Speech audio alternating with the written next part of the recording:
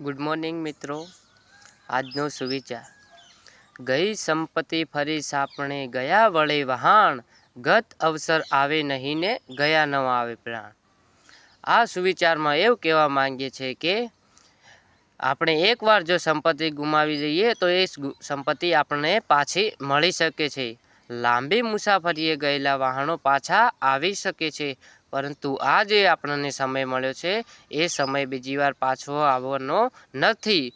આપણો જો શરીરમાંથી પ્રાણ ગુમાવી દઈએ એકવાર તો એ પ્રાણ પાછા મળતા નથી.